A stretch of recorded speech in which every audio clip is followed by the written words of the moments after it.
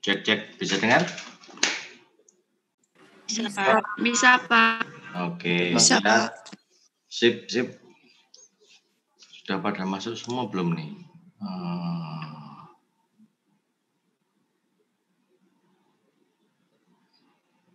Oke. 1 menit lagi kita mulai.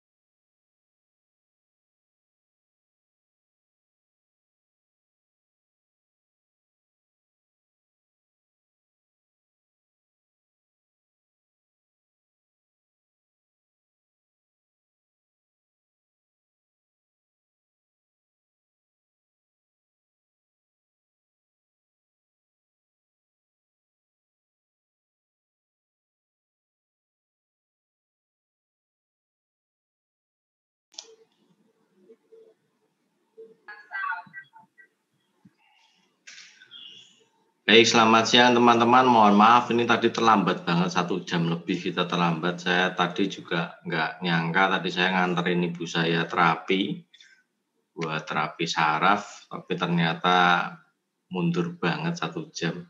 Jadi mohon maaf sekali, baru bisa kita mulai sekarang. Apa, Pak? Nggak apa-apa, Pak. Oke, berarti kita bisa mulai ya.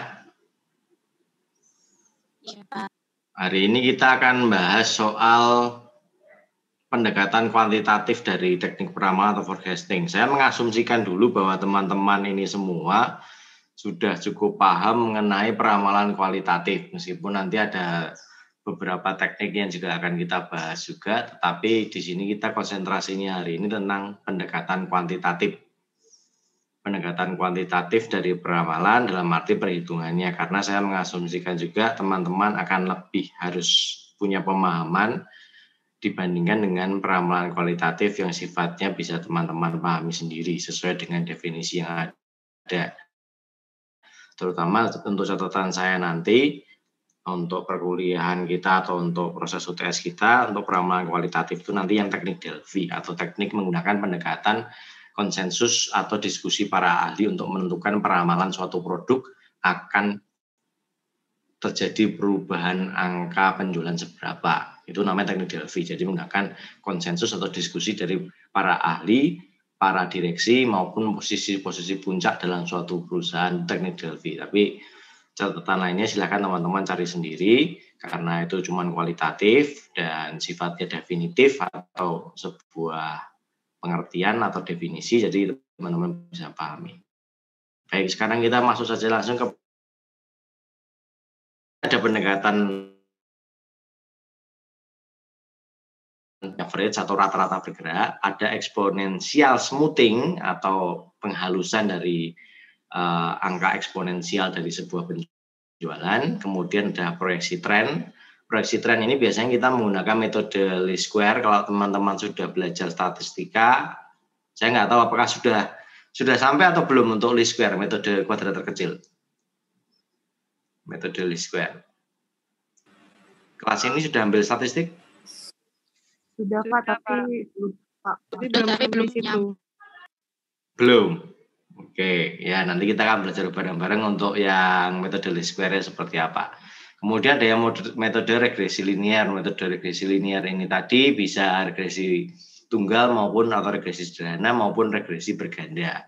Misalnya Y sama dengan A plus BX itu regresi sederhana. Kalau regresi berganda berarti Y sama dengan A plus B1 X1, B2 X2, B3 X3 dan seterusnya. Itu regresi berganda. Kita akan lanjut dulu.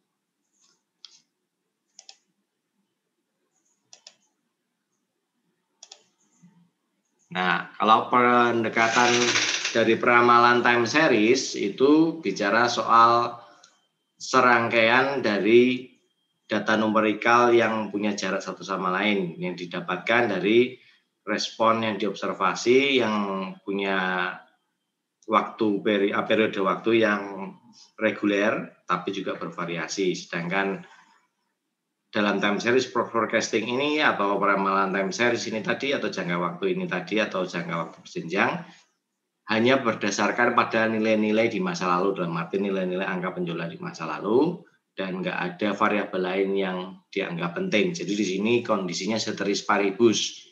Yang diperhatikan hanya data-data penjualan di masa lalu atau data-data tertentu di masa lalu tanpa memperhatikan variabel yang lain. Variabel yang lain itu bisa juga karena kondisi politik, bisnis, ekonomi, dan lain sebagainya itu di bypass. Seperti ini mengasumsikan bahwa faktor-faktor yang mempengaruhi masa lalu masa sekarang itu akan terus mempengaruhi di masa depan sehingga tidak terlalu dijadikan konteks pemikiran untuk ditentukan angka berikutnya seperti apa. Dilanjut. Nah, komponen dari time series ini tadi sebenarnya bukan komponen sih ya, tepatnya ini malah modelnya. Model time series itu ada model trend, tadi sudah jelaskan di depan, kemudian cyclical atau siklus, seasonal atau musiman, random atau enggak beraturan.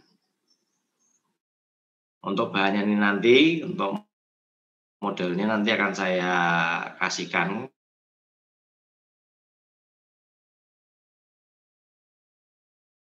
sama teman-teman. Siapa? Jelas komponennya itu ada 4, trend, siklus, seasonal, dan random.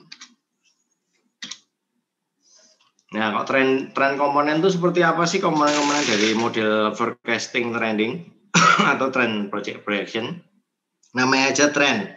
Kalau misalnya Anda dulu di masa lalu Anda punya tren fashion seperti apa? Misalnya seperti itu yang cewek atau cowok. Misalnya kalau misalnya kita bermain game, tren yang musiman di masa lalu sebelum adanya mobile game yang beraneka ragam seperti Mobile Legends, PUBG dan sebagainya itu tadi.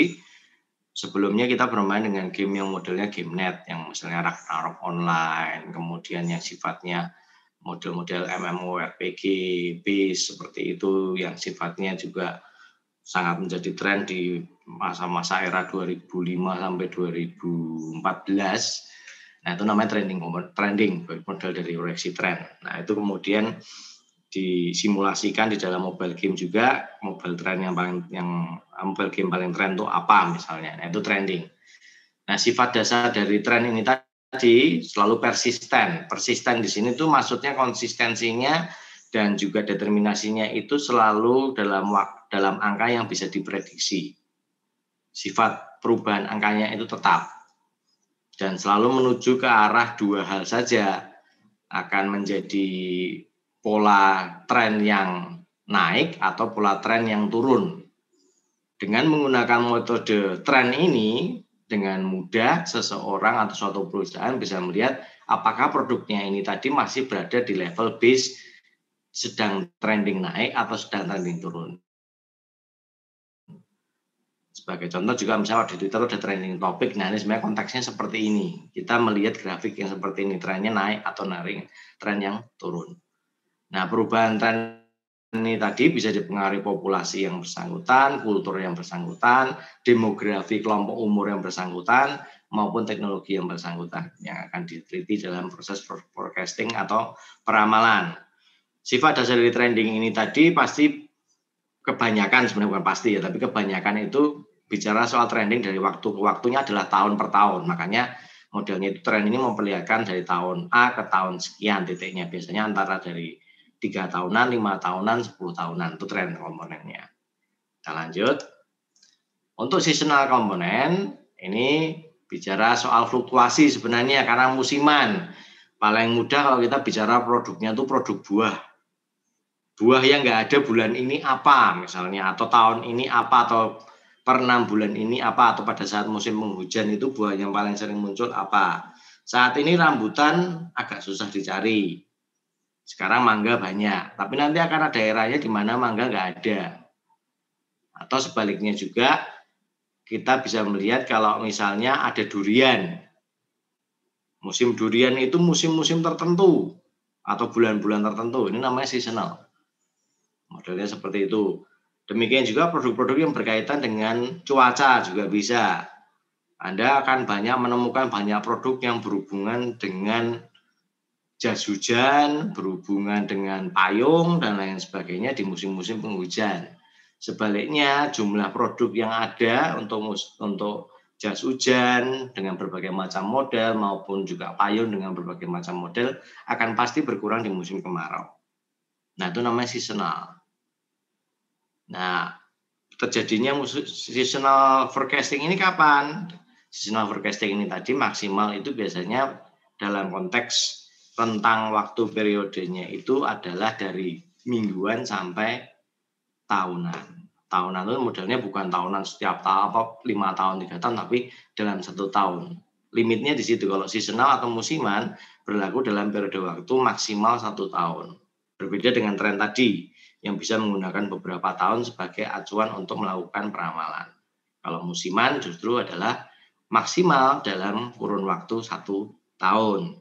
Nah, di sini ada tabel yang menunjukkan rentang waktu periode dari minggu sampai tahun, kemudian rentang season atau musimnya, number of season in pattern. Di dalam pola tersebut ada berapakah jumlah dari season atau konteks waktu.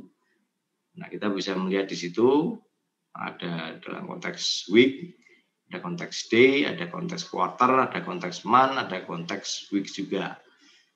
Jadi bisa dihitungnya tergantung sesuai kita menggunakan parameter seperti apa. Kalau misalnya kita menggunakan periode waktu mingguan, itu berarti otomatis maksimum dari pola season yang muncul adalah 7 hari.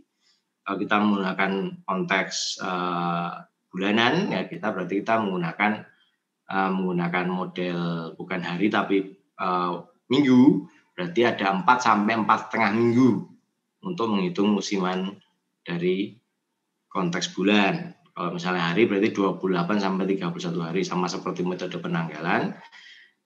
12 bulan kalau kita langsung menuju ke model tahunan, atau 52 minggu untuk menuju tahunan. Lanjutkan. Nah, ini siklus. Beda dengan musim. Kalau siklus ini tadi bisa multiple years. Tapi siklus ini sebenarnya sangat dipengaruhi oleh siklus bisnis itu sendiri, dipengaruhi kondisi politik dan ekonomi, itu menentukan. Nah, siklus itu seperti apa? Siklus itu mudah.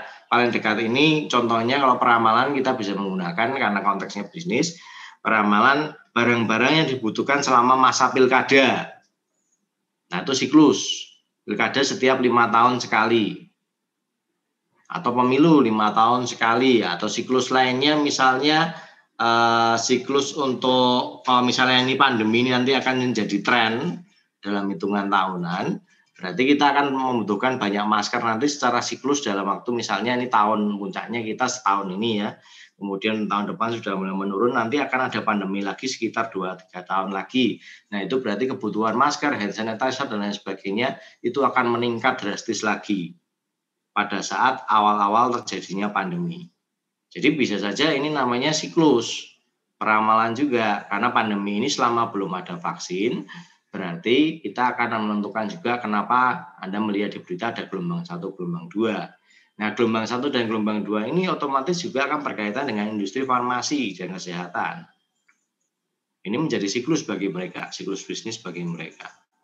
Jadi mereka akan menyediakan masker, akan menyediakan hand sanitizer, akan menyediakan obatan-obatan yang berhubungan dengan penanganan pandemi misalnya, itu akan berkaitan satu sama lain.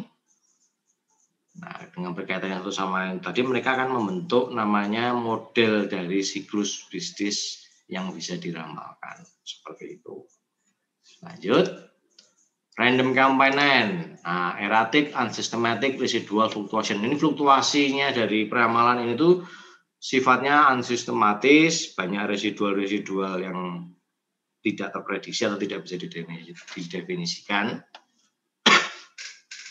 Dan model dari peramalan random seperti ini, trennya, itu biasanya terjadi karena adanya event-event atau kejadian-kejadian yang tidak bisa diprediksi di masa mendatang. Meskipun demikian, itu sifatnya outburst. Outburst di sini maksudnya hanya terjadi dalam ledakan singkat dan tidak akan terjadi lagi. Nah, contohnya masih juga dekat dengan siklus, bedanya kita melihat ke satu momentum. Kalau siklus tadi bicara pandeminya itu kita bicara siklus nanti tahun ke depan kapan kita akan seperti lagi ini lagi. Kebutuhan masker kapan akan meningkat itu siklus. Tapi kalau random itu adalah kejadian pertama saat pandemi itu datang. Kalau teman-teman bisa melihat terjadi kelangkaan masker, kelangkaan hand sanitizer, kelangkaan obat-obatan yang berhubungan dengan paru-paru, kelangkaan penyediaan jasa rumah sakit di masa itu dan seterusnya. Nah, itu namanya bagian dari random event. Random event ini tadi akan menunjukkan trennya akan melonjak dengan sangat cepat. Sifatnya naik turun. Bisa tiba-tiba kencang, bisa tiba-tiba turun, tiba-tiba naik lagi, dan seterusnya. Itu namanya random event. Random event di sini dalam konteks time series-nya, ini memang hanya bisa diamati dan diprediksi secara kasar. Tidak akan seakurat seperti halnya metode yang siklus. Nanti time series siklus, time series trend maupun time series yang ada seasonalnya karena lebih terstruktur model-model fluktuasinya dibandingkan random. Oke, sampai di sini ada yang belum jelas, silakan bertanya langsung aja ya kalau mau bertanya. Pak. Oke, ada mau bertanya? Pak, saya mau nanya Pak. Jadi untuk random komponen ini misalnya kemarin itu kan untuk hand sanitizer itu ada kelangkaan gitu kan Pak. Jadi tiba-tiba kayak setiap produk gitu, setiap perusahaan mengeluarkan hand sanitizer pribadi gitu Pak. Itu termasuk random komponen nggak Pak? Itu termasuk random. Sangat masuk random itu. Jadi karena kebutuhan yang terjadi itu karena event itu kan sebenarnya kejadian ya. Jadi kejadian yang tidak terduga yang kemudian terjadi dan membutuhkan reaksi cepat, itu masuk dalam konteks random. Nah, kayak paling mudah adalah kalau kita lihat tuh ada sebuah penelitian yang ingin melihat bagaimana kondisi dari karyawan-karyawan yang ada di perusahaan selama masa pandemi dari bulan Maret sampai Juni. Nah, Maret sampai Juni ini tadi kan sangat-sangat random aktivitasnya. Dalam arti kita belum jelas jumlah kita berapa, tahu-tahu meningkat atau enggak, dan seterusnya. Kemudian tiba-tiba terjadi penutupan besar-besaran di banyak usaha bisnis maupun adanya PSBB dan lain sebagainya. Kemudian ada aktivitas perusahaan memproduksi hand sanitizer sendiri seperti itu. Wah, itu jelas sangat random. Karena prediksi mereka adalah seberapa besar mereka bisa bertahan usaha bisnis mereka, dan karena ketidakpastiannya sifatnya sangat tinggi, itu masuk bagian dari random. Semakin situasi itu tidak pasti, kecenderungan time series-nya adalah random. Saya ulangi, semakin tidak pasti situasi yang terjadi, time series untuk forecasting akan mengarah ke konteks random. Seperti itu. Nah, bahkan dalam ilmunya Heiser ini tadi saja kan, ilmu ini dibentuk bukan dalam konteks bicara soal pandemi, karena pandemi ini kan sifatnya ratusan tahun sekali. Karena terakhir kita pandemi yang paling besar-besaran ini adalah tahun 1914 sampai 1922. Artinya ini sudah memasuki siklus 100 tahunan. Nah, ini masuk sebenarnya kalau kita mau melihat siklus seperti itu, sebenarnya bisa masuk siklus kalau kita mau mengingat. Tapi reaksi kita terhadap kejadian pandemi ini tadi akan masuk ke bagian yang random. Seperti itu. Jadi sangat tricky sebenarnya, karena kita harus melihat aktivitasnya dulu, aktivitas yang reaktif atau aktivitas yang sudah membentuk form atau cara penanganan maupun cara pemikiran yang sifatnya lebih established atau lebih terukur atau sistematis. Nah, dalam konteks yang kamu tanyakan tadi itu masuknya random, tetapi pada saat sudah selesai aktivitas mereka selama 2-3 bulan, usaha bisnis maupun pengamat ekonomi dan lain sebagainya akan cenderung menuju ke konteks siklus pada akhirnya nanti. Seperti itu. Gimana, Vina? Saya sudah mengerti, Pak. Terima kasih, Pak. Oke, baik. Kita lanjut. Ada yang lagi mau tanya? Kita lanjutkan ya. Baik, kita lanjut. Setelah random, kita akan melihat pendekatan yang naif. Nah, pendekatan naif itu seperti apa? Pendekatan yang naif itu tadi, karena namanya aja naif ya. Namanya naif itu lugu. Contohnya di sini itu pendekatannya tuh bicara bahwa asumsi permintaan pada periode berikutnya itu sama dengan jumlah permintaan yang terjadi pada periode yang sedang berjalan. Kalau contohnya di sini kan pada saat penjualan Januari 68, ya berarti penjualan Februari nanti akan berjumlah 68. Ini pendekatan yang cukup naif. Artinya, tapi naif di sini artinya justru paling aman sebenarnya. Kenapa? Karena targetnya menjadi realistis. Realistis dalam konteks untuk tenaga-tenaga penjualannya bisa menjalankan sesuai target apa yang ada sekarang, ya berarti itu bisa target minimumnya. Kalau bisa lebih syukur, kalau enggak ya enggak apa-apa, tapi jangan sampai lebih bawah dari angka tertentu yang ditetapkan.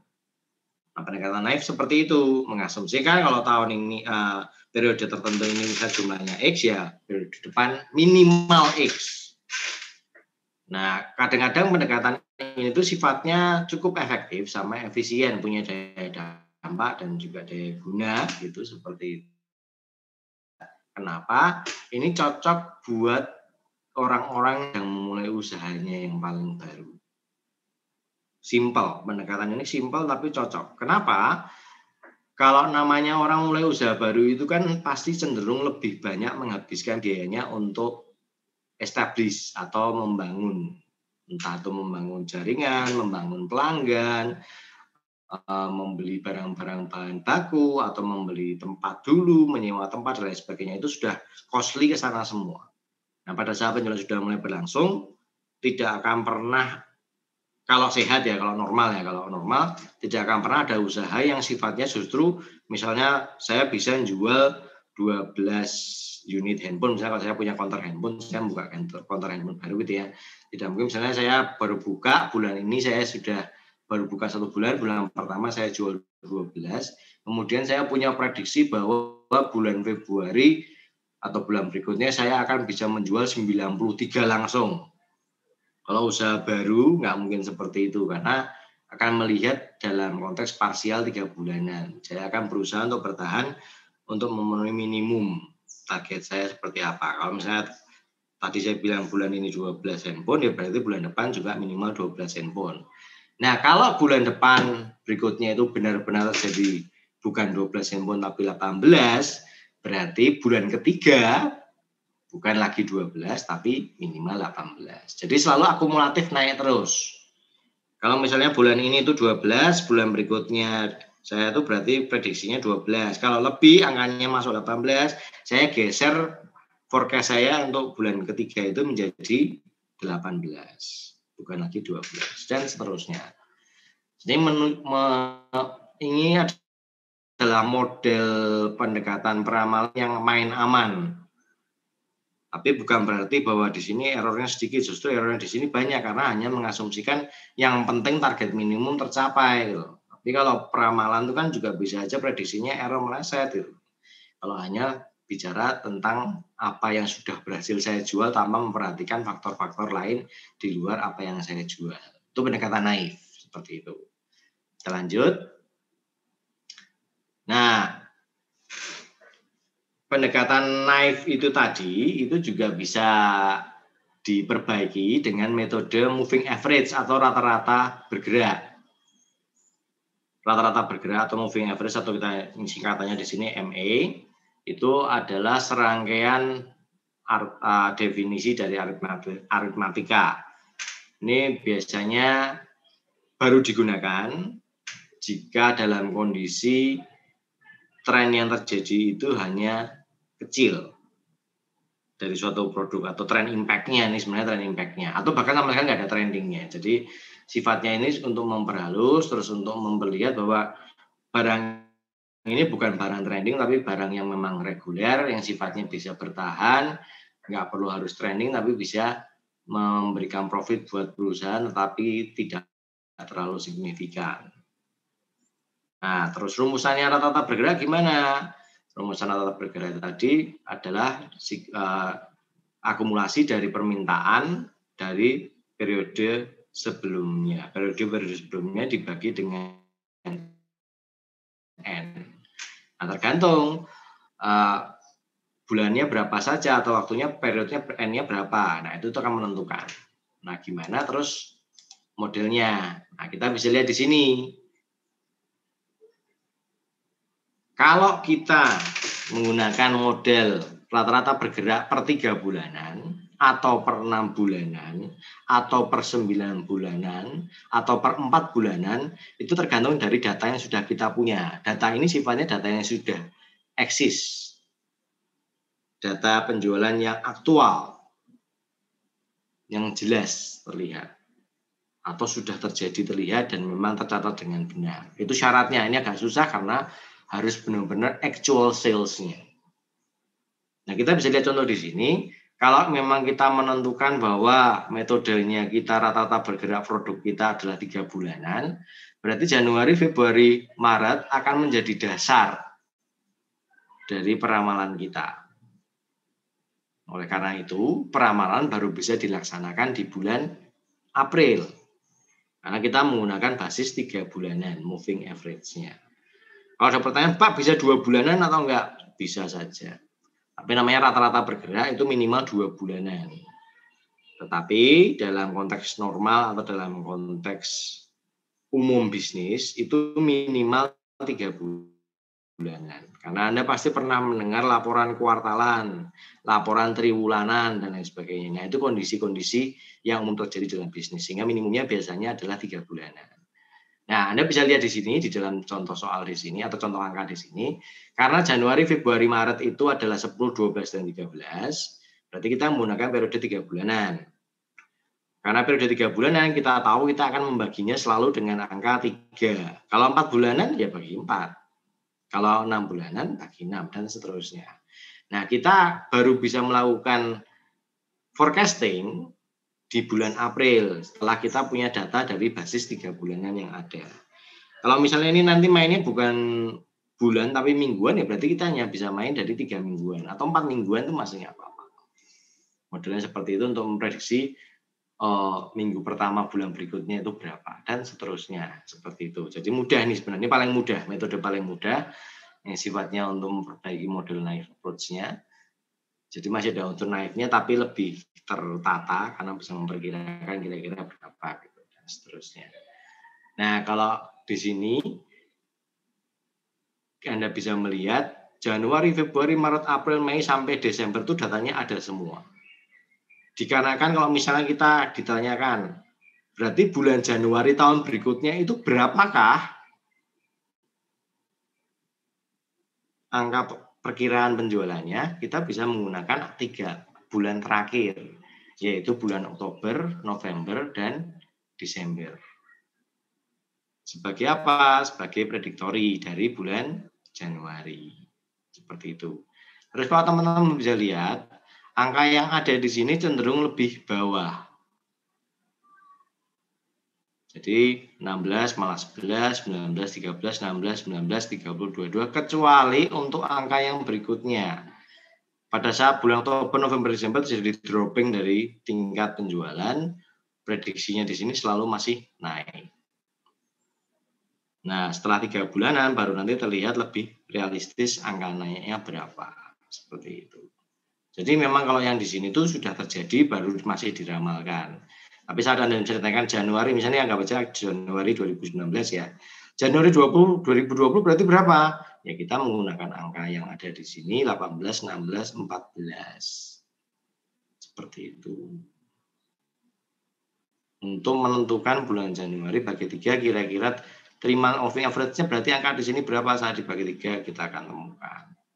Nah, actual sales-nya gimana? Ya nanti kita lihat bulan Januari seperti apa. Tapi kita yang tanyakan adalah forecasting untuk bulan Januari itu nanti minimumnya berapa sih kira-kira? Nah, kita akan menggunakan hitungan yang mudah seperti ini, menggunakan 3 bulan terakhir 18 plus 16 plus 14. Oke. Sini cukup paham ya? Mudah ini ya. Ada yang nggak paham? Jadi Pak, untuk estimasi yang 3 bulan Januari, Februari, Maret ini untuk estimasi untuk bulan berapa ya Pak? Untuk Januari, Februari, Maret ini, kan? Ini untuk bulan April. Kalau untuk yang ini semua sudah terjadi. Jadi mau tidak mau saat kita itu bermain seperti ini, kita memang harus melihat prosesnya seperti apa. Kalau ini malah sudah terjadi, kemudian baru kita hitung ramalannya. Ini hanya untuk seperti pembanding saja gitu loh. Jadi karena sebelumnya ini angka ini belum ada, kita akan menggunakan proses perhitungannya justru dari data yang sudah ada. Nah, kenapa dibuat seperti ini? Tujuannya untuk memperlihatkan pergerakan dari antara penjualan aktual dengan perkiraan peramalan dengan menggunakan metode moving average yang sederhana seperti ini.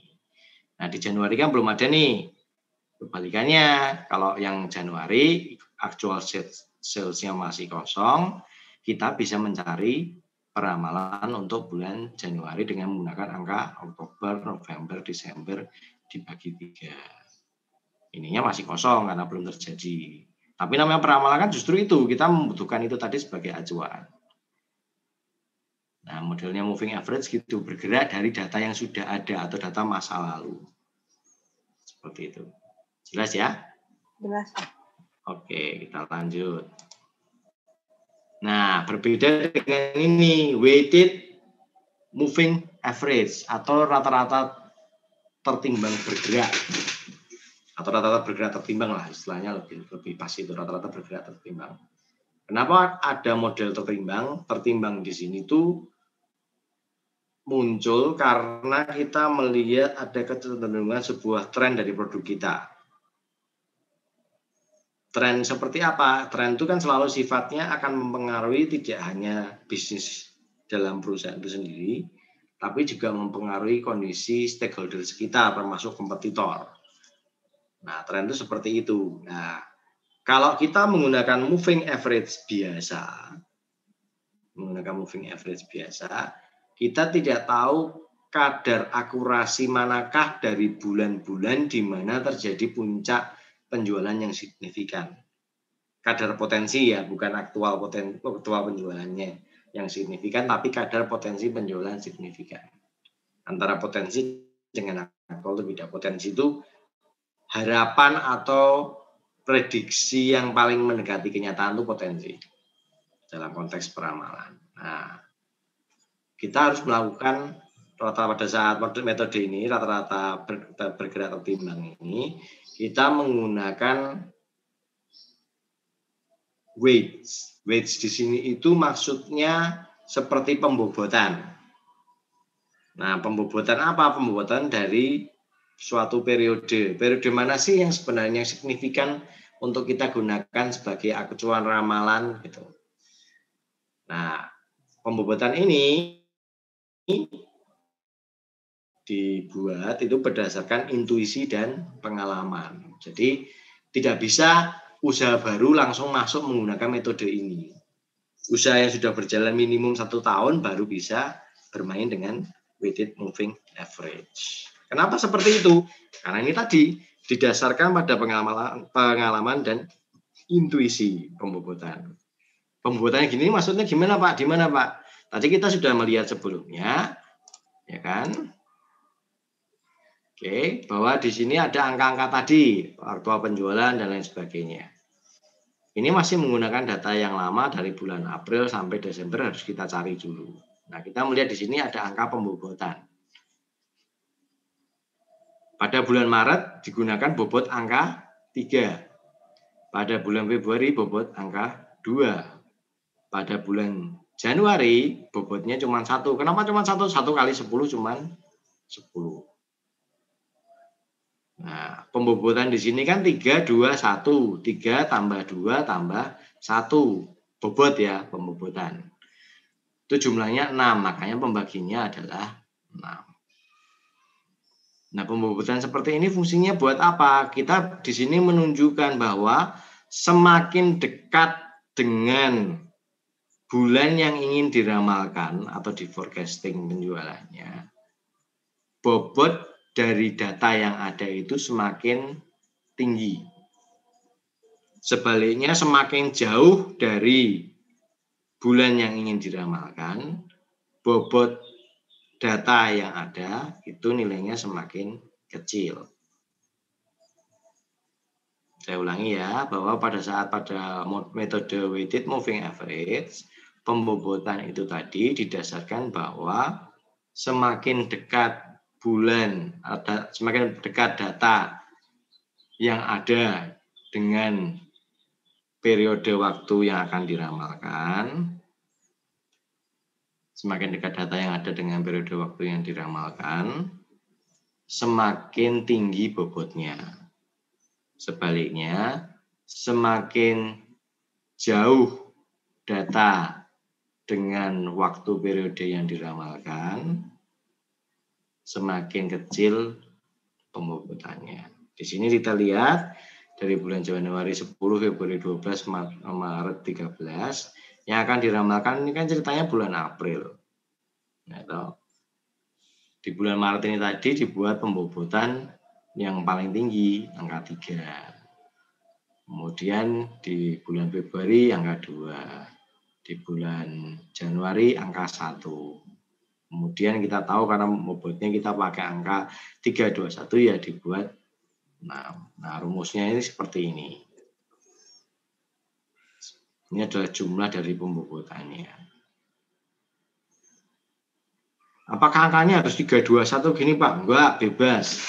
Pembobotan itu Anda bisa mau pakai persentase, bisa, mau pakai 0, bisa, dan seterusnya. Tapi hukum yang tidak bisa berubah adalah semakin dekat data yang kita peroleh dengan waktu yang akan diramalkan. Jadi semakin dekat data dari waktu yang kita peroleh dengan waktu yang akan diramalkan, semakin tinggi bobotnya. Dan hukum berikutnya semakin jauh pasti akan semakin kecil. Nah, pertanyaannya apakah pembobotannya cuma bisa 3 kali terjadi? Anda membuat dipecah jadi 4 aja bisa. Kalau memang Anda mau main 4 bulanan. Tapi karena ini 3 ya 3 bulanan ya kita mainnya 3 saja. Tapi apakah angkanya harus 3, 2, 1? Enggak. Kalau misalnya saya rubah menjadi angka bukan 321 tapi jadi 0,5, 0,3, 0,2 sama dengan 1, ya nggak apa-apa, bisa aja. Dan itu lebih nggak memusingkan saya karena saya nggak harus membagi 6. Kalau Anda lihat saya tadi bilang misalnya angka 3 saya convert jadi 0,5, angka 2 saya convert jadi 0,3, angka 1 saya ubah jadi 0,2, kan harus jumlah cuma 1, jadi cuma dibagi 1. Tapi artinya bahwa saya menggunakan metode persentase di sini karena cuma 50%, 30%, kemudian 20%. Nanti angkanya akan langsung muncul tanpa harus saya membagi karena saya hanya bagi 1 sama aja. Oke, dari sini ada pertanyaan? Selain Vina, ada yang lain? Enggak, belum. Belum. Sudah cukup jelas ya?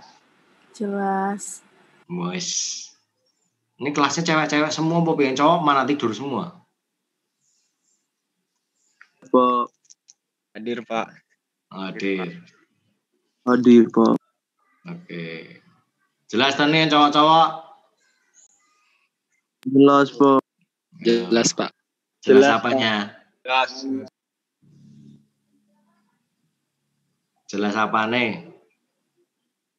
Oh ya. Jelas penjelasannya. Bukan jelas pusing loh? Bukan, Pak. Oh, ya. Ya, kita lanjut. Nah, kita lihat tadi dengan metode tadi pembuatan seperti tadi juga akan diperoleh model-model hasil yang sama yang memperlihatkan pembuatan. Kita masih melihat bahwa untuk metode bergeraknya masih sama 16, 13, 12 dan seterusnya seperti itu, tetapi juga menggunakan pembuatan. Bedanya seperti itu. Jadi kalau tadi yang di rata-rata bergerak pertama kita cuma bicara geser angka-angka ini aja. Nah, kalau di weighted moving average yang terjadi adalah kita selain geser angka-angka ini, kita juga menambahkan pembobotan yang ada. Seperti itu. Oke, lanjut. Nah, inilah problem-problem potensial dengan metode rata-rata bergerak. Permasalahannya adalah semakin kita menambah jumlah periode, itu akan semakin memperhalus atau semakin memperkaya hasil peramalan. Memperkaya di sini itu artinya bicara soal akurasi. Jadi misalnya kita periode 3 bulan, kita mau jadi periode 6 bulan bisa aja. Itu semakin akan lebih akurat angkanya, mendekati kenyataan. Tapi permasalahannya kalau semakin banyak periode waktu N yang kita gunakan, itu akan semakin nggak sensitif terhadap perubahan-perubahan yang mungkin terjadi. Jadi misalnya kalau kita main 6 bulanan, ya kita terus kemudian dapat angka rata-rata dari 6 bulan tersebut. Masalahnya perubahan-perubahan dalam bulan per bulan itu sangat tinggi. Nah, kelemahan dari moving average adalah itu. Pada saat kita semakin meningkatkan jumlah periode bulannya atau periode waktunya, itu semakin meningkatkan akurasinya, tetapi hasil akhirnya semakin tidak sensitif terhadap perubahan-perubahan yang ada. Di sisi lain, karena ini sifatnya masih dari perbaikan knife approach level 101, makanya dia tidak bisa meramalkan tren secara baik. Seperti tadi contohnya Anda bisa lihat di angka-angka tadi, saat angka-angka lainnya tidak terlalu jauh dari angka aktual, kemudian tiba-tiba dia dengan rata-rata bergerak tersebut ada angka yang drop begitu saja, angka dia tidak sensitif terhadap perubahan yang drop tersebut, sehingga angkanya tinggi di 28, 26. Kalau teman-teman lihat tabel tadi, nanti teman-teman akan tahu apa yang saya maksud, bahwa terjadi ketidaksensitifan terhadap perubahan aktual sales atau perubahan yang terjadi dalam penjualan produk. Problem yang ketiga adalah memang benar dengan pendekatan ini itu sederhana, enak, mudah. Hanya saja kalau ingin benar-benar sangat akurat, itu sangat membutuhkan data historis atau data penjualan masa lalu yang jumlahnya sangat luas dan besar. Itu jadi problem kita. Kita akan melihat grafiknya dari moving average. Nah, Anda bisa lihat bahwa actual sales dengan weighted moving average itu sifatnya modelnya itu jalannya sama. Dalam arti kurvanya sama. Yang tidak sama adalah letaknya.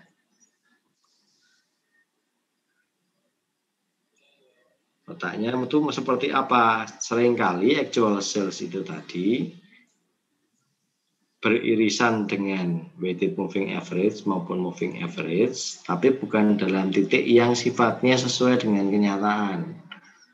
Kadang terlalu jauh dengan kenyataan juga. Teman-teman bisa lihat di sini, untuk perpotongan actual sell dengan weighted moving average itu tadi terjadi bukan pada saat tren sedang naik, tapi justru pada tingkat declining yang ada. Kemudian berpisah lagi. Sedang pada moving average, justru pertemuan antara actual sales dengan moving average terjadi pada tingkat yang paling menurun lebih dibandingkan weighted moving average. Tapi ini nggak masalah karena berarti istilahnya kita bisa tahu bahwa kurva ketiga-tiganya ini tadi sebenarnya mirip, serupa tapi tidak sama, cukup membantu untuk melihat tren, hanya cukup membantu untuk melihat tren ini ke depannya kira-kira seperti apa. Jadi bukan perkiraan yang optimal, tapi setidaknya bisa membayangkan mau seperti apa. Bisa teman-teman juga lihat di sini bahwa weighted moving average jauh lebih baik dibandingkan moving average karena lebih memperhalus tanda kutip atau semakin mendekati dengan data aktual yang ada. Makanya perpotongannya jelas terjadi lebih dahulu dibandingkan moving average. Lanjut. Nah, sekarang ada exponential smoothing. Exponential smoothing itu sebenarnya ya model lain dari weighted moving average. Ya, tetapi di sini modelnya lebih baik lagi, lebih smoothie lagi. Kenapa bisa lebih smoothie lagi atau lebih halus lagi? Karena dia itu berbicara perubahan data yang terjadi secara eksponensial. Nah, pembobotan yang ada itu tadi akan dilakukan secara menurun secara eksponensial. Terus akurasinya dari weighted moving dari exponential smoothing ini tadi sama seperti weighted moving average bahwa pembobotan paling tinggi itu diletakkan pada data yang paling mendekati waktu yang akan ingin diramalkan. Exponential smoothing ini juga membutuhkan konstanta dari smoothingnya ada atau alpha, range-nya 0 sampai 1.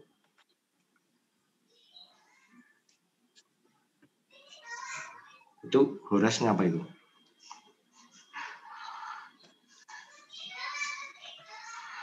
Terus kemudian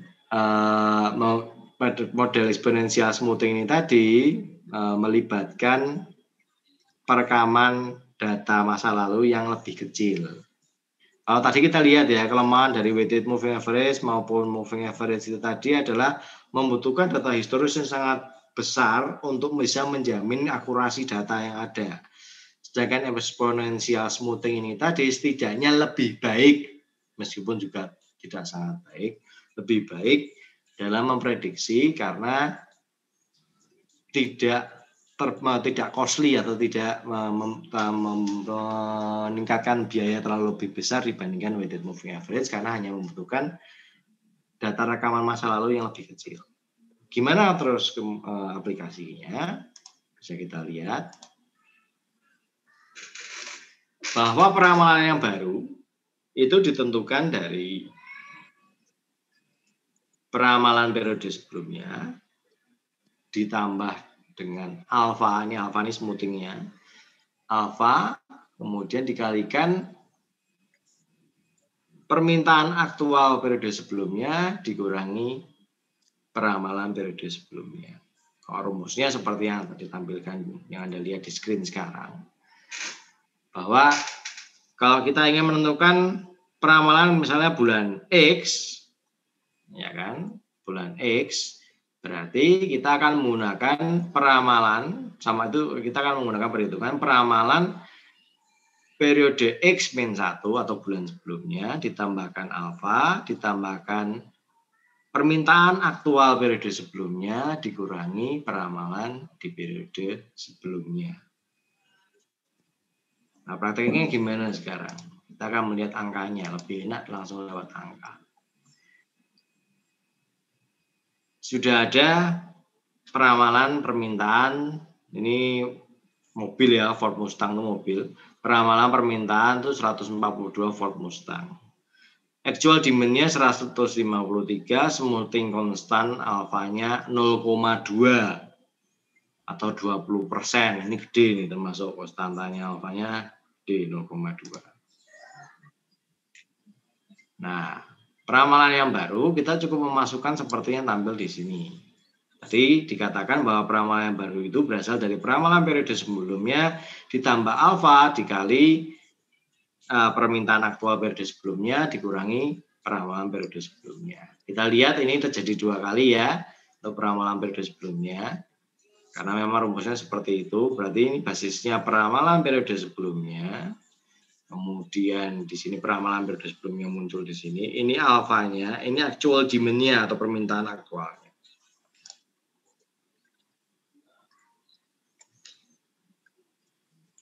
Nah, setelah model seperti ini, kemudian langsung muncul peramalan baru 144 car atau 144 mobil. Oh ya teman-teman, besok kalau perhitungan seperti ini, Anda cukup 2 angka di belakang koma maksimal. Ya, jadi maksimal 2 angka di belakang koma. Jangan lupa saat setelah Anda menggunakan kalkulator, di smoothie lagi menjadi 2 angka di belakang koma. Nah, efeknya sekarang apa? Dari konstanta smoothing ini tadi. Nah, konstanta smoothing ini tadi kan berada pada range antara 0,05 sampai 0,50 atau 5%. 50%. Kalau 0,05 itu 5%. Jadi konstantanya itu antara 5% sampai 50%. Itu yang paling ideal. Lebih dari itu biasanya akan terjadi hal aneh, dalam arti apa yang diprediksikan itu tadi sama sekali jauh dari kenyataan. Mungkin bisa kita coba nanti lain waktu, tapi prinsipnya seperti itu. Nah, Anda bisa melihat di sini tabel-tabelnya. Smoothing konstantanya itu 0,1. Kalau most recent period-nya itu 0,1 kita pakai. Kalau second most recent period itu semakin turun. Ketika alpha meningkat, order value become less significant. Nah, recent period itu apa? Recent period itu periode yang sedang terjadi atau yang paling mendekati menuju titik peramalan. Second most recent period itu menurun, itu berarti dua periode sebelum periode yang akan diramalkan. Most recent period itu ada 3 periode waktu sebelum waktu yang diramalkan dan seterusnya. Jadi makanya kan wajar kenapa angkanya selalu turun. Anda bisa melihat semakin alfanya meningkat, nilai-nilai yang semakin lama itu kan semakin nggak signifikan untuk dikalikan dengan alfa, konstanta alfa. Seperti itu. Kita bisa lihat di sini semakin menurun. Ini sebenarnya juga wujudnya sama seperti weighted moving average, tapi bedanya ini pakai eksponensial dan juga konstanta alfa. Kita tahu bahwa semakin jauh dari waktu yang akan diramalkan, bobotnya semakin rendah. Sama, kalau di sini bobotnya itu digantikan oleh alfanya. Bisa teman-teman lihat, semakin jauh akan semakin turun. Nah, terus impact different alpha itu apa? Impact dari different alpha itu apa? Anda bisa melihat bahwa kalau alfanya ini adalah 0,1 atau 10%, data yang muncul ini tadi justru akan sifatnya lebih reguler atau dalam arti lebih stabil. Karena tidak akan terjadi fluktuasi yang terlalu signifikan. Berbeda dengan alfanya 0,5 atau 50%. Yang terjadi cukup pergerakan yang fluktuasi, pergerakan yang cukup dinamis, tetapi sebenarnya tidak terlalu jauh dari actual demand modelnya.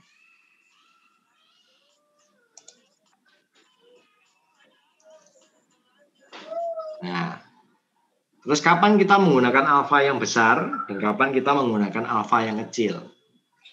alfa yang besar, contohnya 0,5 ini tadi, akan kita gunakan,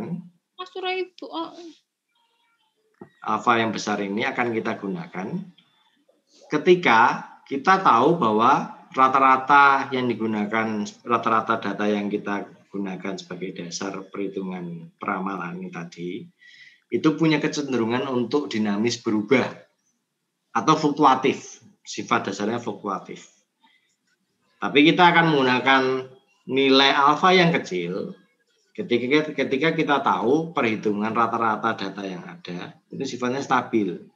Angkanya nggak terlalu berubah drastis. Misalnya kalau angkanya itu 3 periode, misalnya 110, 111, 112, itu kita pakai alfa yang kecil aja nggak apa-apa. Tetapi ketika angkanya tiba-tiba dari 110, kemudian 150, kemudian 120, misalnya seperti itu artinya datanya sangat fluktuatif. Kita menggunakan alfa yang besar. Saya ulangi, keputusan menggunakan alfa yang kecil atau besar, tadi range-nya pada datanya jelas ya, 0,5 sampai 5% sampai 50% atau 0,05 sampai 0,5. Ketika Anda menggunakan alfa yang besar, itu terjadi pada saat data yang Anda peroleh atau data yang Anda punya itu punya sifat fluktuatif dan drastis fluktuatifnya. Tapi ketika data yang Anda punya itu fluktuatifnya itu sangat stabil angkanya, trennya misalnya naik turunnya pun cuma angka 1, 2 seperti 110, 11, 12 yang saya sebut tadi sebelumnya, kita menggunakan alfa yang kecil. Seperti itu. Oke. Choosing alfa. Nah.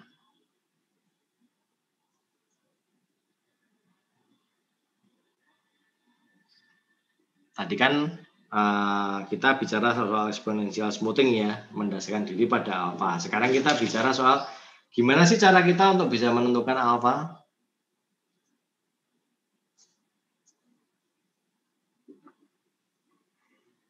Ini teman-teman sambil minum nggak apa-apa loh teman-teman. Oh ya, sampai sini ada pertanyaan dulu nggak nih? Apa sudah panas belum? Pak. Tadi kan katanya kalau misalnya perubahannya nggak terlalu gede, itu kan pakai smoothing constantnya yang kecil kan? Ya. Terus itu ada ukurannya gitu nggak Pak? Atau relatif gede atau kecilnya perubahannya itu kayak ada ukuran pastinya gitu nggak Pak? Kalau untuk ukuran gede atau kecilnya kita kan tadi karena kita masih dalam range atau masih dalam area atau dunianya weighted moving average sebenarnya. Penjelasan tadi itu berkaitan dengan pengalaman sama intuisi. Jadi kalau misalnya ada acuan atau patokan dalam konteks itu tidak. Tapi di sini habis ini kita akan bicara bagaimanakah kita akan menentukan alfa. Alfa ini akan kita tentukan ketika kita melihat atau memastikan alfa ini tadi adalah alfa yang bisa membantu forecasting kita itu semakin jauh dari error atau yang semakin kecil errornya. Seperti yang ada di sini. Jadi kalau misalnya tanyakan kita tahunya ini gede atau kecil gimana Pak? Ya trial error sebenarnya kalau awal-awalnya namanya aja masih weighted moving average ya. Kalau ternyata angkanya itu dekati dengan actual demand ya kita pakai yang paling dekat alfanya, yang paling dekat dengan actual demand yang mana. Sebenarnya cuma seperti itu hukumnya. Itu. Cukup jelas? Berarti dia relatif gitu ya Pak? Iya relatif. Untuk konteks ini relatif. Tapi ini caranya, ada caranya yang membantu juga. Bagaimana kita bisa tahu kita akan menggunakan namanya perhitungan forecast error. Terus biasanya kalau di soal gitu Pak, itu konstannya kita tentuin sendiri atau udah ditulisin di soal gitu Pak? Biasanya sudah ditulis. Oh iya. Jadi nggak menentukan sendiri. Kalau menentukan sendiri, tenang jawabannya beda-beda. Jadi kita akan diberikan angka alfa ekstrim biasanya. Kan sudah jelas range-nya 0,5 sama 0,5. 0,05 sama 0,5 atau 5% sampai 50% ya. Berarti ya alfanya bisa aja nanti tiba-tiba muncul angkanya misalnya 13 sama 47 ya. Itu kan udah ekstrim kan. Jadi kan suruh milih yang high value apa yang low value. Atau misalnya alfanya 8 sama 33, itu bisa, nanti tergantung soalnya. Gitu. Kalau bicara soal-soal loh. Tapi kalau bicara dalam kenyataannya itu tadi bahwa namanya alfa besar itu cenderung untuk hal-hal yang sifatnya fluktuatifnya sangat signifikan. Perubahan datanya sangat signifikan. Pergerakan datanya berubah-ubah dengan cepat atau volatil. Sedangkan kalau yang alfanya kecil itu untuk cenderung perubahan data yang sifatnya minim. Atau fluktuasi data penjualan yang sifatnya minim. Seperti itu. Cukup jelas? Jelas, Pak. Terima kasih. Ya, moga-moga jelas beneran ya. Iya. Ya.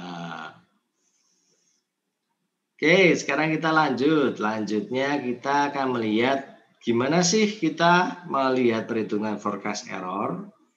Kita bisa lihat dari nilai forecast-nya dengan actual demand-nya itu memegang posisi yang sama, di mana namanya error itu adalah selisih antara actual demand dengan nilai forecast itu sendiri.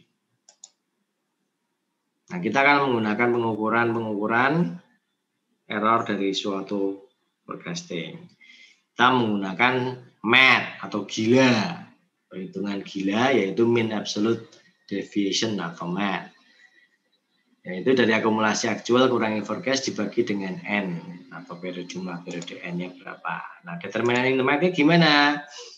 Kita kan tadi sudah tahu exponential smoothing itu tadi. Ya kan? Exponential smoothing. Nah, exponential smoothing ini kan menggunakan contohnya kalau di sini kan ada forecast dengan alfa 0,10 atau 10%. Ya, alfanya ini 0,10 atau 10%. Ada yang forecast dengan alfa 50. Ya kan seperti itu. Ini dibandingkan dulu nih modelnya. Nah, teman-teman bisa melihat di sini untuk actualnya seperti apa, forecast-nya dengan alfa 10 seperti apa, dengan 50 seperti apa. Dalam konteks di sini sudah diberikan angka yang cukup enak. Ini yang konteksnya kalau datanya cenderung stabil, ini yang konteksnya kalau datanya fluktuatif. Jadi coba dua-duanya tetepan. Untuk dicari mana yang paling dikit errornya.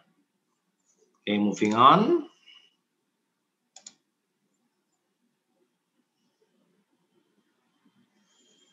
Nah, sekarang teman-teman bisa melihat. Teman-teman sekarang bisa melihat. Ini tadi actualnya, data actual tonasenya. Forecast-nya ini tadi seperti penerangan sebelumnya. Forecast dengan 50 seperti ini. Absolute deviation-nya itu berapa? Nah, cara melihat deviasinya kita melihat aktual dikurangi data forecasting dengan alfa tertentu.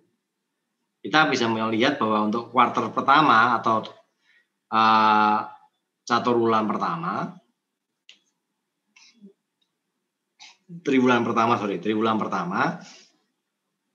actual tonasenya itu tadi 180 kurangi 175 itu sama dengan 5. Ternyata forecast dengan alfa 50 juga sama 175, 180 kurangi 175 itu juga 5. Nah, berbeda dengan di triwulan kedua. Triwulan kedua actual tonasenya 168, forecast-nya 175. Nah, deviasinya itu tadi adalah 7,5. Modelnya seperti itu. Nah, kok bisa 7,5 dari mana? 7,5 di sini adalah selisih antara 168 dengan 175. Sedangkan deviasinya antara forecast dengan alfa 50% ini tadi 168 dengan 177,5 itu 9,5. Dan seterusnya Anda bisa melihat di sini untuk lihat selisihnya cukup tinggal ngurangkan satu sama lain. Bisa teman-teman lihat sampai angka yang ke-8 di sini juga. Nah, kita akan melihat jumlahnya. Deviasinya masing-masing di sini. Berapa? 82, kemudian 98. Nah, angka ini didapat dari mana sekarang? Angka ini, karena kita kan jumlahin semua nih, absolute deviation ini dari selisih, kemudian ketemu angkanya. Selisih ini, selisih ini, selisih ini, ketemu sum atau jumlah dari absolute deviation atau deviasi absolute ini tadi untuk alfa 0,10 atau 10% itu 82,45. Untuk alfa 50, 98,62. Nah, kita akan menghitung math-nya. Math-nya didapat dari mana? Tadi kan sudah dijelaskan bahwa actual sales atau actual demand dikurangi dengan forecast value-nya. Nah, karena ini kita bicara soal alfa 0,10, kita akan menghitungkan totalnya 82,45 dibagi berapa ini supaya menjadi 10,31 dibagi 8. Demikian juga untuk yang 0,5 ini 98 dibagi 8. Seperti itu. Oke, untuk yang math ada pertanyaan? Ada, Pak. Pak. Gimana? Itu kan ada 0,10 sama 0,5 ya Pak. Nah. Berarti untuk menentukan errornya harus 2 itu Pak. Gimana kalau menentukan errornya? Harus 2 antara 0,10 sama 0,5 atau nilainya cuma cukup 1 aja? Nilainya akan jadi 2 seperti itu karena kita menggunakan 2 alfa. Modelnya kan gitu. Itu kan baru math-nya ya, baru mean of absolute deviation, belum errornya. Nah, saat Anda menggunakan error, nah ini baru kita mau bahas di sini. Namanya MSA. Oke, Pak. Oke. Bentar, saya matikan dulu. Untuk suara kalian kecil banget ya. Udah. Sampai mana nih?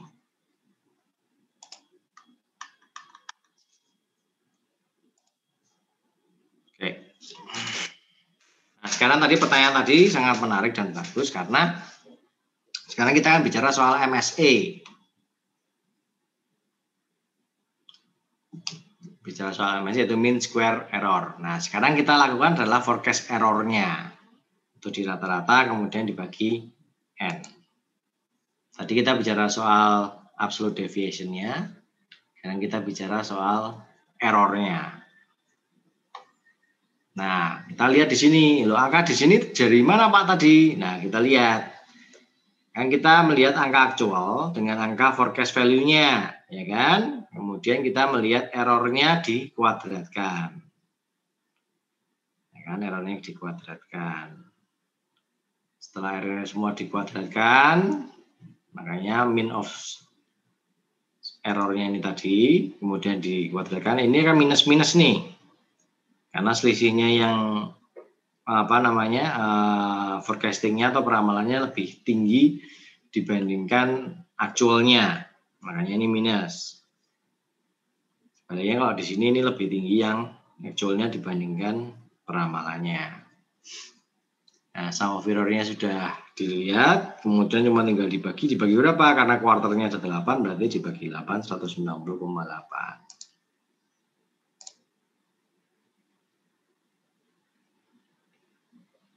Nah, terus tadi kalau tanyakan terus errornya didapat dari mana, Pak? Seperti itu. Kita bisa melihat tadi, kalau kita kembali lagi ya. Bentar.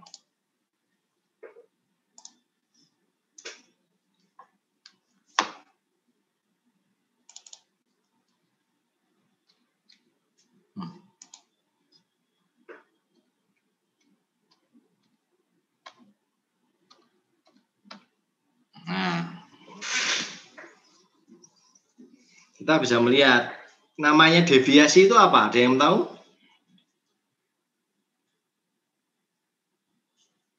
Penyimpangan, Pak. Penyimpangan, oke, good. Penyimpangan. Kalau Anda ingin mengukur MSA tadi seperti tadi, mana yang Anda pilih deviasinya? Yang paling besar atau yang paling kecil? Kecil. Yang paling kecil. Oke, namanya aja penyimpangan ya. Kalau berusaha kita memang sudah menyimpang, ya menyimpangnya kecil-kecil aja, jangan terlalu gede-gede. Oke, Anda lihat angka di sini ada 10,31 dengan 12,33. Oke, makanya kita pilih yang paling kecil yaitu 10,31. Nah, ini akan menjadi dasar kita untuk melihat ini. Makanya kenapa kok di sini akhirnya cuma muncul 0,10 karena alasan tersebut di atas. Baru kita bisa bicara soal error. Tadi baru deviasi. Baru kita bicara soal forecast errornya, muncul errornya di sini 190,8. Oke. Itu ya. Jadi kalau misalnya ada pertanyaan, kok tiba-tiba setelah MSC cuma 1, ya itu karena itu tadi. Kita selalu memilih deviasi yang paling kecil. Itu udah hukum alamnya. Makanya karena apa? Karena deviasi semakin kecil, berarti error terhadap forecast juga tidak terlalu besar. Paling kecil, misalnya begitu. Baik, selain ada MAD atau MET, ada MSC, ada namanya MAPE, Mean Absolute Percent Error. Ini rumus lain lagi untuk pengukuran dari error yang ada. Rumusnya bicara soal persentasenya. Jadi kalau tadi sebelumnya bicara soal pembagiannya, angkanya errornya, forecast errornya, sekarang bicara soal persentase errornya. Caranya seperti apa? Kembali karena tadi kita sudah memilih deviasi paling kecil adalah 0,1. Kita akan menggunakan absolute percent error 100. Error bagi aktualnya. Maksudnya 100 ini apa sih sebenarnya Pak? 100 ini ya maksudnya dijadiin persennya doang aja sih, biar lebih gampang. Makanya dikalikan 100, jadi persentase semua. Jadi namanya absolute percent itu ya 100%. Supaya bisa dikonversi antara angka yang ada dengan persentase, menjadi persentase, seperti itu. Nah, rumusnya tadi gimana? Errornya 5, selisih. Error itu selisihnya 5. Ini 7,5. Ini 15,75 dan seterusnya. Saya kira Anda cukup paham ya teman-teman ya di sini ya. Cuma cukup membuat proses seperti ini untuk menghasilkan error yang ada, sum of persentase error yang ada, kemudian dibagi 8 kuarter 1 sampai 8. Tadi menghasilkan MAPE 5,59%. Oke. Saya kira gitu dulu. Ada yang mau ditanyakan? Sampai di sini materinya, konteksnya kita. Pak, itu yang angka-angka yang di forecast untuk yang alfanya 0,1 itu 0,1 itu 175 terus seterusnya itu dapatnya dari mana ya Pak? Oke, dapatnya dari sini Mbak. Kita kembali ke sini. Jadi ini berkaitan terus ya angkanya ya. Nah, tuh muncul. Tadi kita udah milih 10, ini angkanya ya. Perhatikan untuk ngecek apakah ini saling berkaitan apa enggak datanya. Ini kan 173 nih. Kemudian 17336 dan seterusnya. Kita akan melihat thread.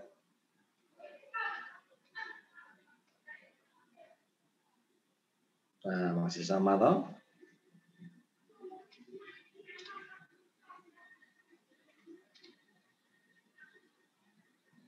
Nah, masih sama. Artinya angkanya tadi kita ngitungnya dari depan tadi, Mbak. Jadi nggak datang tiba-tiba muncul seperti ini, tapi ini semua datanya ada di depan sebelumnya yang kita hitung cara perhitungannya seperti di depan tadi. Jelas ya? Pak, boleh tolong diulang slide yang perhitungan itu? Yang mana? Perhitungan di depan? Yang eksponensial smoothing? Ya, yang tadi yang buat dapetin angka-angka satu. Oke.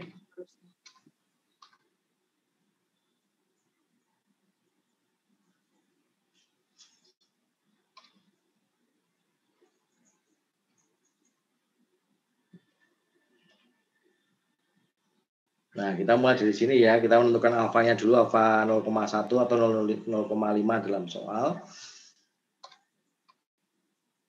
Penentuannya dimulai dari mean absolute deviation-nya dulu. Jadi kita akan menentukan dulu forecast-nya gimana, kita mau milih yang apa, dan seterusnya.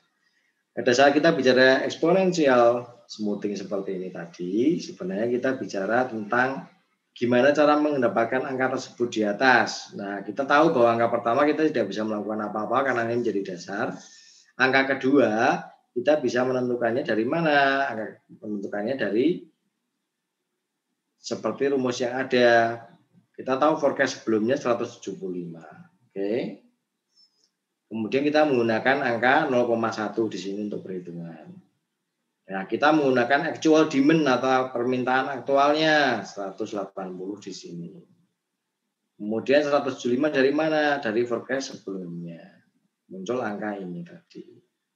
Nah, angka ini tadi, karena tadi akhirnya kita milih 0,1, kita akan menentukan itu tadi lagi. Gitu. Dan seterusnya, kita kenapa dapat angka 17475? Kita menggunakan angka 17550 dari mana? Dari sini kita berusaha ngitung kok. Kemudian aktualnya dari mana? Aktual sebelumnya 168. 175 dari mana? Dari sini. Kita dapat angka 174. Nah, kemudian kita akan mendapatkan lagi forecast untuk yang kuartal keempat ya, seperti ini 174 dari sini, 159 dari sini, 174 dari sini. Hasil angkanya 173 dan seterusnya. Nah, akhirnya dapat dapatkan angka seperti tersebut di atas, seperti itu. Ini exponential smoothing-nya. Kalau tadi kenapa akhirnya kita menentukan 0,10? Karena kita menggunakan perhitungan ini. Kita tahu bahwa ternyata MAD-nya yang paling kecil adalah yang 0,10, makanya kemudian angka-angka berikutnya kita menggunakan yang 0,10. Nah, angka ini muncul dari mana tadi dikatakan? Angka ini muncul tadi dari perhitungan exponential smoothing sebelumnya. Sama seperti yang di sini juga. Jelas, Mbak? Iya, Pak. Oke, nanti bisa dilihat lagi, nanti akan Anda ketemu. Yang penting adalah teman-teman harus melihat nanti untuk slide-nya. Ya, nanti saya bagikan. Teman-teman harus melihat slide-nya.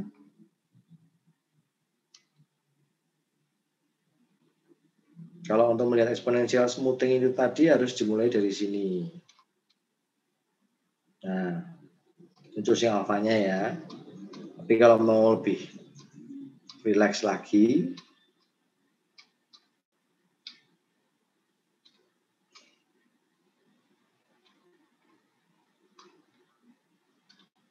oh ya benar angka tadi berarti. Pakai yang ini berarti dari sini untuk menghitung exponential smoothing-nya. Nah, ini lihatnya dari sini. Nah, kalau ditanyakan, Pak, ini kenapa angkanya nggak pakai perhitungan ini? Langsung aja dia. Jadi nggak seperti ini kan didetailkan ya. Kalau pakai 0,50 ya yang berubah kan cuma ini doang. Ininya semua komponen lainnya sama, cuman angkanya karena jadi 0,5, jadinya angkanya sudah berbeda dibandingkan sebelumnya karena pakai 0,5. Oke. Ada pertanyaan lain? Oh ya, Pak. Maaf ya, saya agak lemot. Ini saya nanya lagi yang 175 yang pertama itu datanya dari mana, Pak? 175 yang pertama? Ini data, basis data, Mbak. Oh, emang ada di sini. Ini ada di sini, ada di sini. Ini. Angkanya kan ada di sini dulu pertama.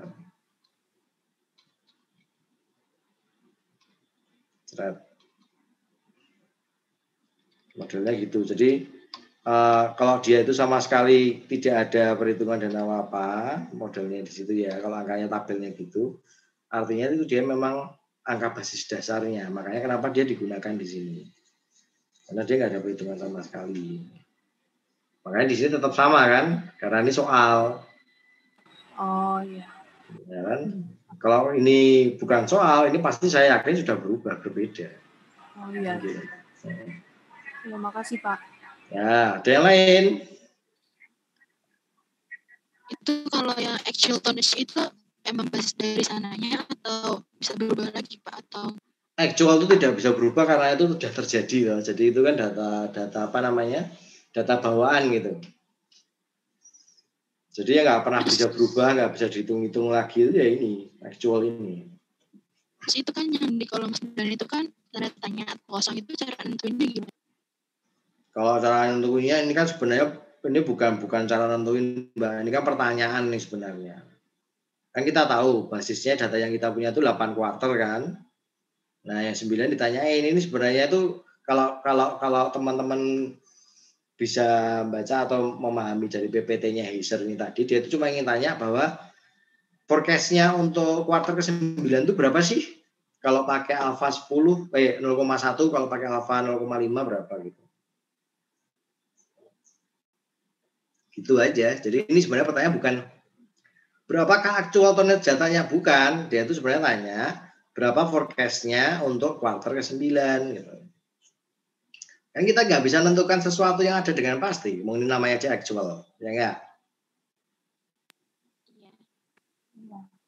Ini actual. Nah, yang ditanyakan berapakah actualnya? Kami nggak bisa menjawab. Kami hanya bisa memberikan proyeksi atau peramalan. Peramalannya gimana? Kami menggunakan alfa 0,1 dan alfa 0,5. Tuh, ada lagi.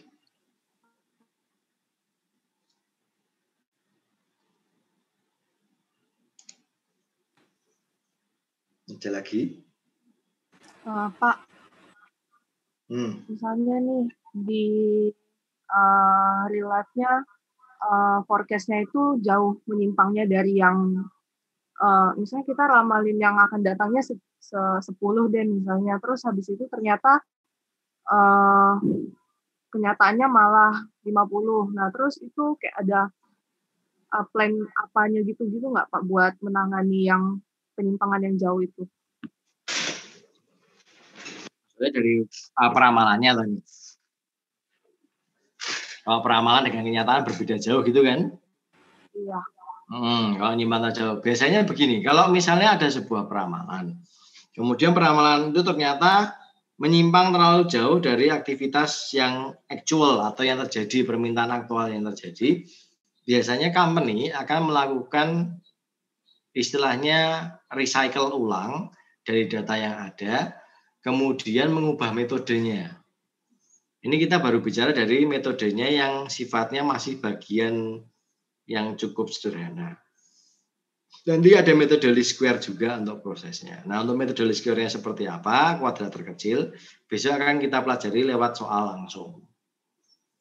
Jadi besok kita langsung kerjakan soal metode least square untuk membandingkan sekalian saat teman-teman nanti cari dengan exponential smoothing gimana, dengan weighted moving average gimana, kemudian dengan dengan least square seperti apa.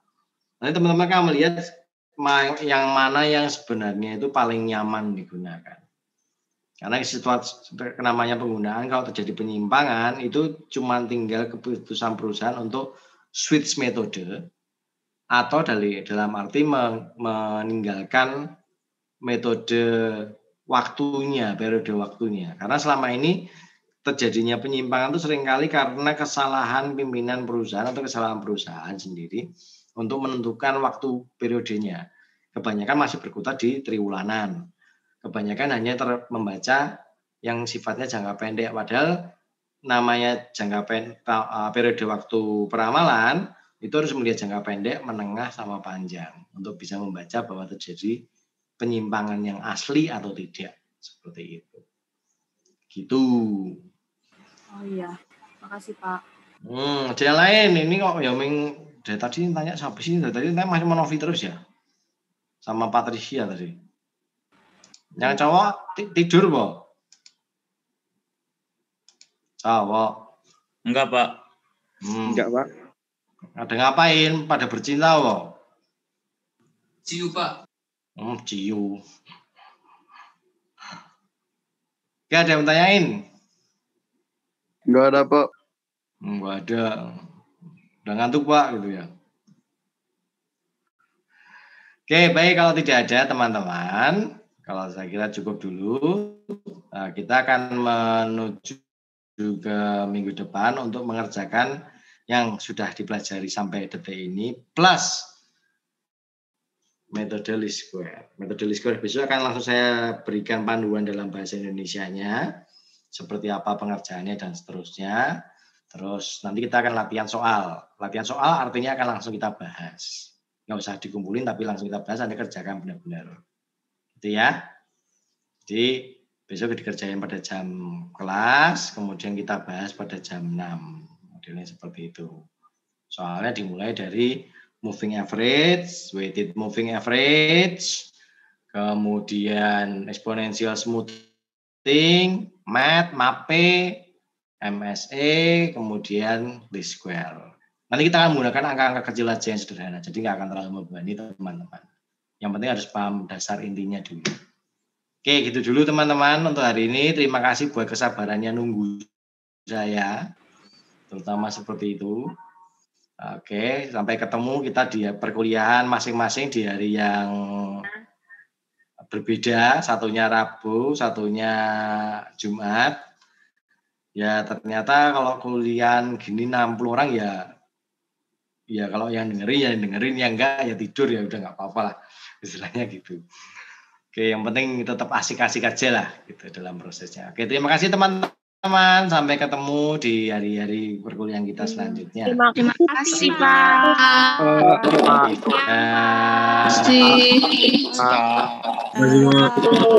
Terima kasih, Pak. Terima kasih. PUBG